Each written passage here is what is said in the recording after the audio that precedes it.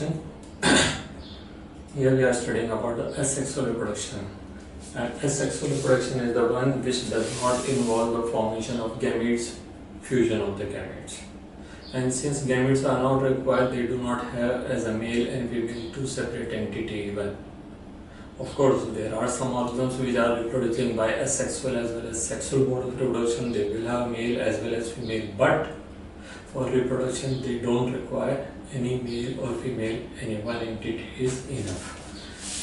And since they don't require gametes, only one cell, one parent, one individual is enough. So of course the offspring produced will be exactly similar to that of their parent, and this is called clone, which we already studied. Clones are the genetically and morphologically identical organisms.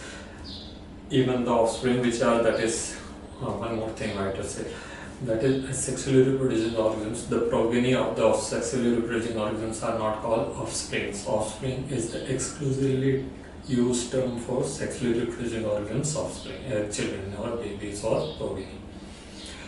So for the asexually reproducing organisms we are using term progeny.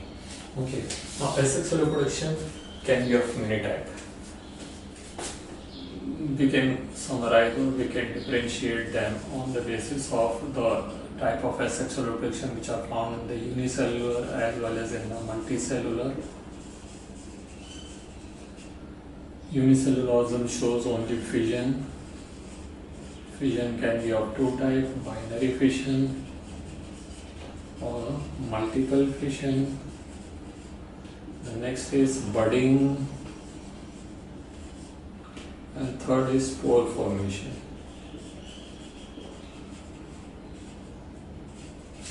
Now budding and spore formation are even shown by the multicellular organisms.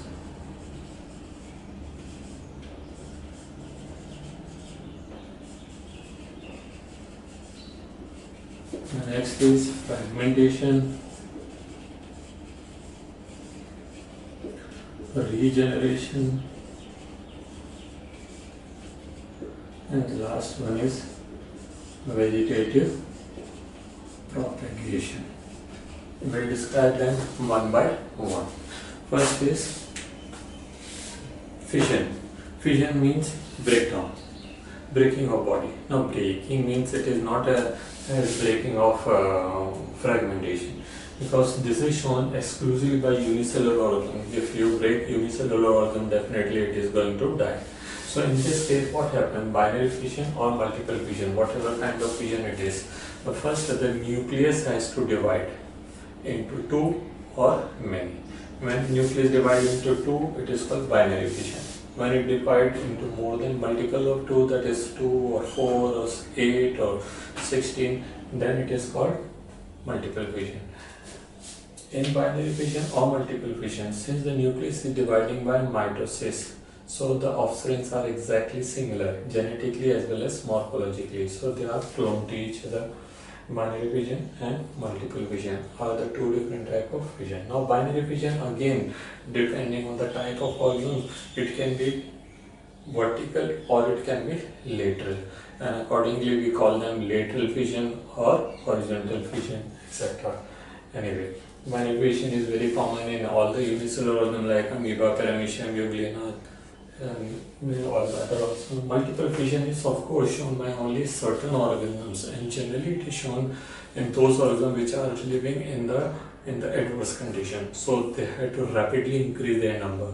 Very common example is malarial plasmodium. Since it is living as a parasite inside the body, so they keep on multiplying their nuclei number of times, and then all of them take certain amount of cytoplasm and membrane, and they come out in the form of number of many small individuals, that is multiple fission. Next is budding. Budding is shown by unicellular as well as multicellular organisms.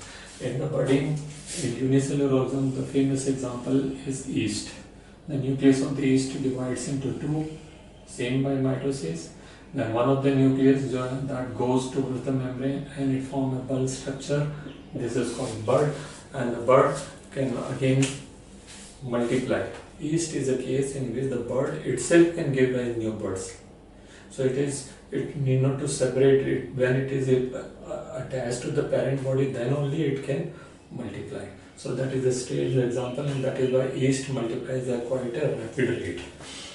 Budding, you can clearly differentiate between the progeny and the parent, whereas in binary fission or multiple fission, it was not possible for us. After division, we could not say that which one is the parent and which one is the progeny. So that is a big difference here, budding and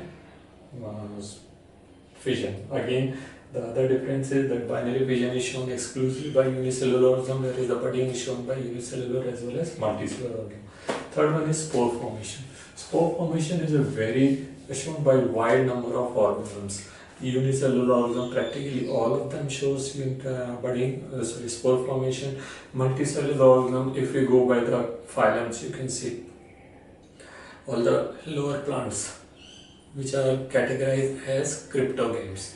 The term cryptogames were given only because of the hidden reproductive organs. And what were the hidden reproductive organs? That is the spore producing organs. So there were Thallophyta, Bryophyta and Pteridophyta. They all were producing spores. In the lower animals also is sponges. They could produce spores. Then Platyhelminthes, Esculenthes, Nematoda, Arthropoda, Mollusca, they all can form spores. Spores has got certain advantage. Spores of the organisms are covered by a certain sort of capsule, and the capsule are preventive, like they can protect or prevent the organism, the nucleus, from all sort of adversities. The extremities of the temperature, extremities of the moisture, very humid or in the water or in the dry conditions, even the change in the pH. Some of the spores even remain active or alive when they are taken by us, and because they are able to cause food poisoning, they remain unaffected by the salivary enzymes, by the hydrochloric acid, the bile juice and other dietary enzymes, and that is why they are very strange. And the spores can even tolerate the extremities of the temperature. If you see botulinum, it can tolerate up to 120 degrees Celsius temperature. So that is very advantageous form. So in spore, actually what happens was the nucleus divide in a close succession 2, 4, 6, 8, 16, and then each nucleus is surrounded by a capsule with certain amount of cytoplasm, and the spores are very microscopic and lightweight, and they can be easily carried by air, water or other agents to the longer distance, and they can remain alive for even 3 months, 4 months, 5 months, 6 months or even a year or so. And when suitable condition arrive, they again give rise to new body. So it is shown by the unicellular as well as multicellular. Next is fragmentation. Fragmentation is like shown by the Spirogyra-like organisms, where the body is multicellular but the cells are alike. You cannot differentiate. All the cells are alike. They are having same type of condition. Nucleus is there, chloroplast is there, and other cell organelles are there. Now, when the Spirogyra is there and a fish moves over it, or someone steps on it, or due to some reason or other, its body breaks into 2 or more pieces. Each part is a new body there and then. They need not to wait for anything to be formed. So fragmentation is a very simple method. It is shown by multicellular organisms, but the body should not be differentiated. No tissues, no organs, no system. So all the cells are alike. You can break them like in any part, any number of parts.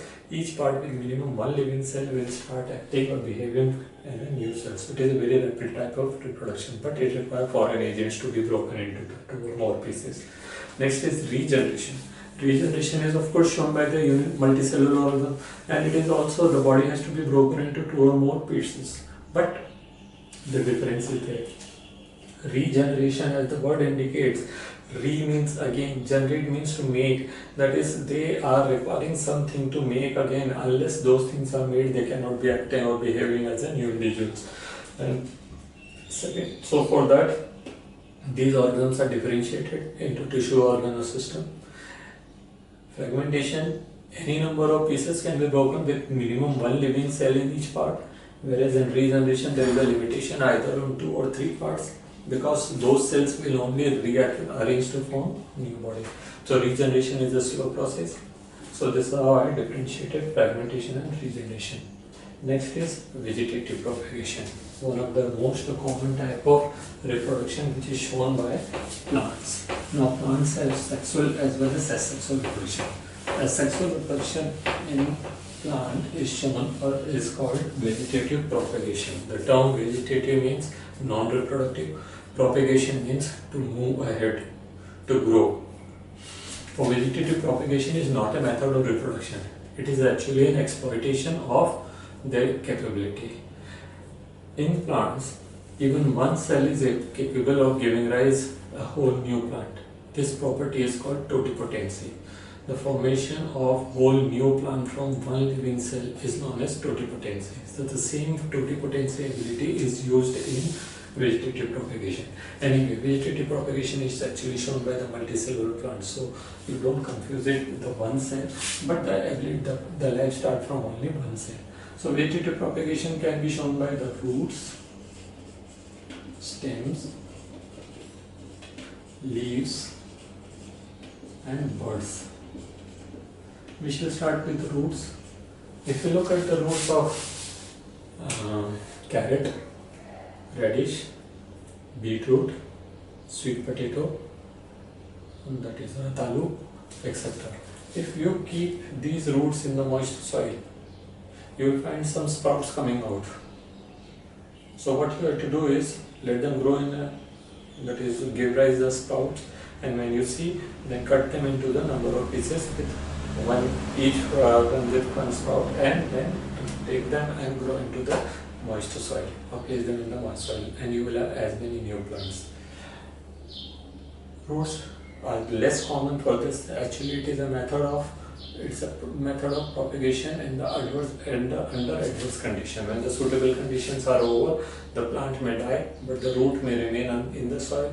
When the favorable condition comes back, the root will give rise new plants. Stems show the vegetative propagation in many different ways. So what are the different ways that we shall discuss here? By stem cutting,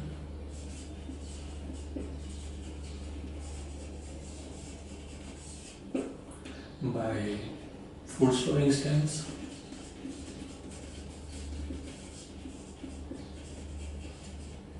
by subaerial stems,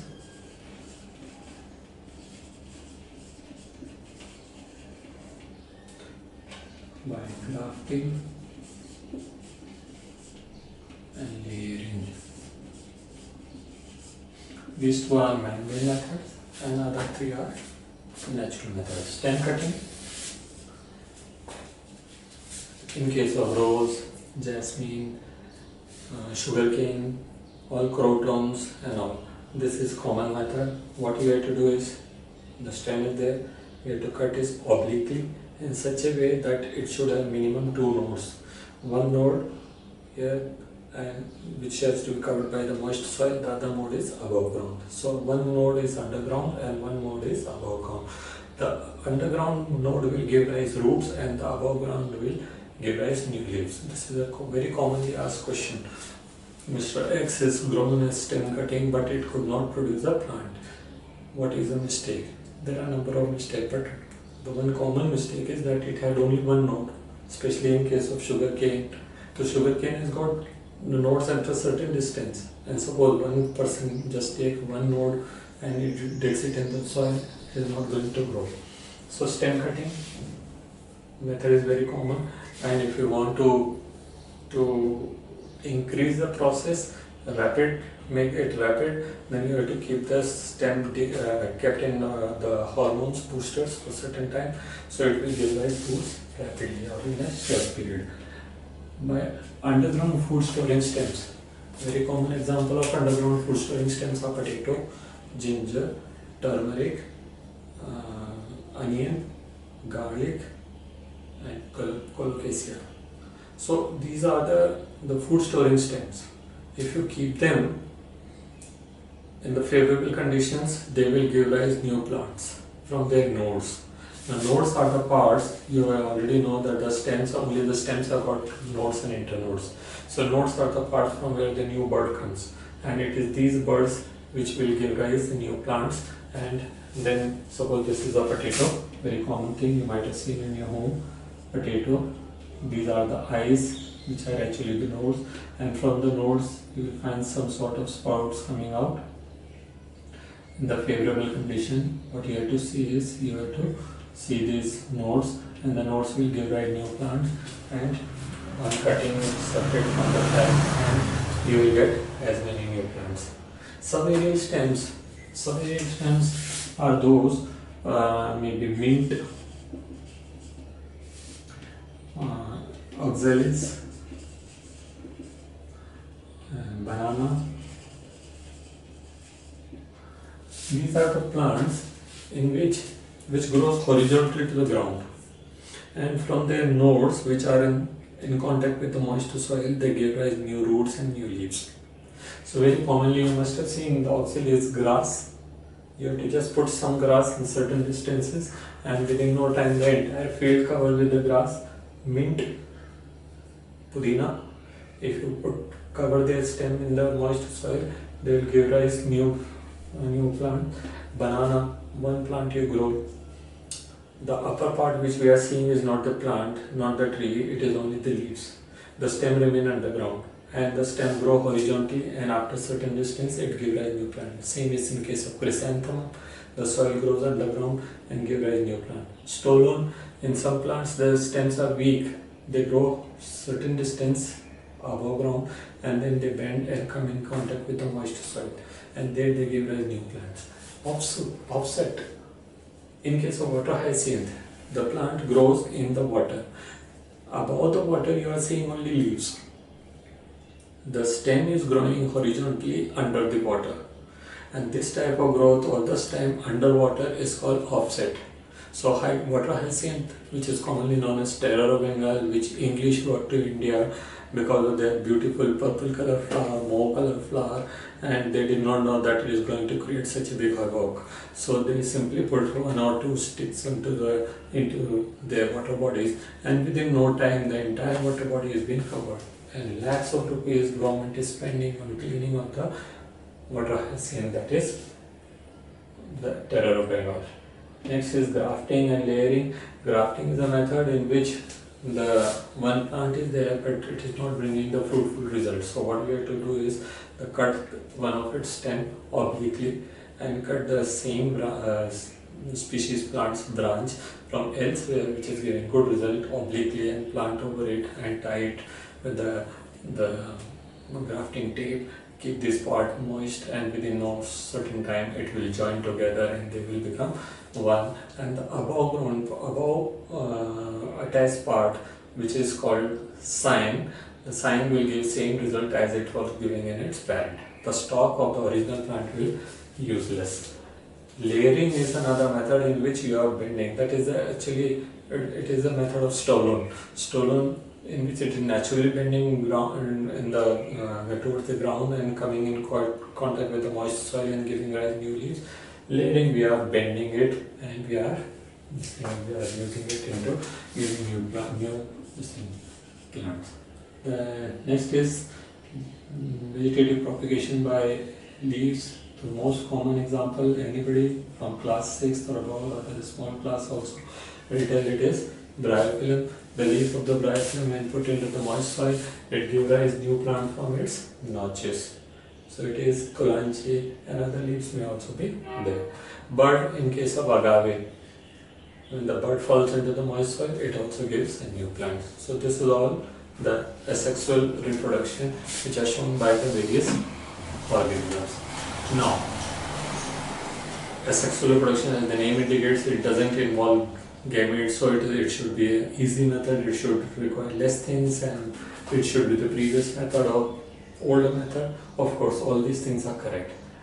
So the question is, if asexual reproduction was enough, then what was the need of sexual reproduction? That means there is something lacking in the asexual reproduction. First, we should throw light onto the advantage of asexual reproduction.